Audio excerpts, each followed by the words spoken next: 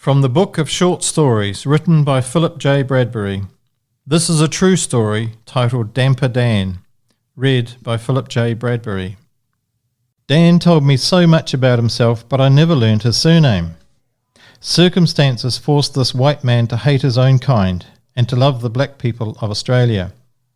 I met him in '99 when I worked at Ross River, a 17,000-acre property an hour east of Alice Springs, where tourists could experience the Australian outback living for a day or three.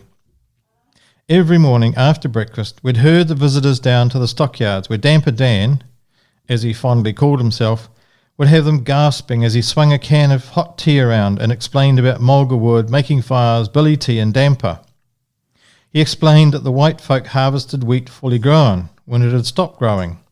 But then there's this wise Aboriginal woman who started picking it while it was still growing, still rising from the ground. So she invented self-rising flour. Lots of stories, lots of laughs.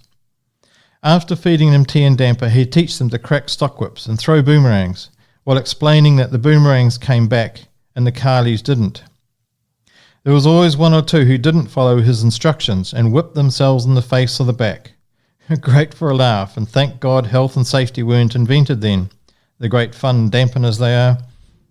Well, I loved to help and learn. I'd stoke up his fire, make the billy tea, mix up his damper and help teach cracking stockwhips and throwing boomerangs.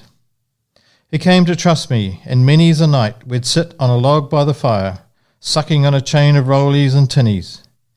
While Dan was a clown and the happy good guy to the tourists, there was an immense sadness in him.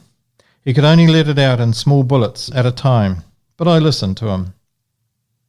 A young lad, he was thrilled to go to war, to protect his country, to eradicate communism, to stem the flow of the red buggers down here. He arrived in Viet Nam all gung-ho. Then that quickly disappeared. He realised he was to go round shooting innocent families, men, women and children who only wanted to get on tending their fields just like his family back home on the property. He realised he'd been had by his own people, politicians, TV and radio people, the army, the whole bloody lot of them. Them gooks, they's no threat to us, he'd say. And those bloody Yanks firing off their guns at anything that moved, friend or enemy, stoned out of their brains, what little brains they got.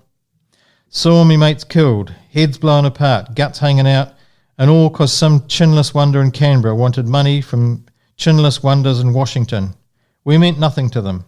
Absolutely bloody nothing. Then we got back and the mudslinging started. Where's a bunch of murderers, killing innocent people, according to the hippies? And they're bloody right. See, no medals, no handouts, no thank yous, no bloody nothing, mate. Just abuse. I was ashamed to go anywhere. Couldn't even go into a pub without someone calling us baby killers. So I took myself off to where no whites went. Couldn't stand my own. Arnhem Land, where they're so black they're blue. They took me in, made me one of them, initiated me. The initiation was obviously a painful experience that he was proud to have undergone, but he wouldn't explain it to me. Nah, that's sacred ceremony, mate, he'd say. Well, I lost track of time with those good buggers, but eventually I thought I could go back to my own people, he said. But the city's changed. You even have the red buggers, the Vietnamese, living there, taking the place over. Everything we did to keep them out. Geez, mate, the world's upside down, isn't it? So I buggered off out here to Alice, away from those lying pricks, away from people who might know me and were strangers who come and go. Not sure where to next. Might stay here, might go back up north. Dunno. Just know you won't see me in the bloody RSL or any of them's parades. Too ashamed. Too bloody angry, if I'm honest. Only parading I'll do is on my way from all that bullshit. Here, have another can, mate. That was a short story titled Damper Dan, written and read by Philip J. Bradbury.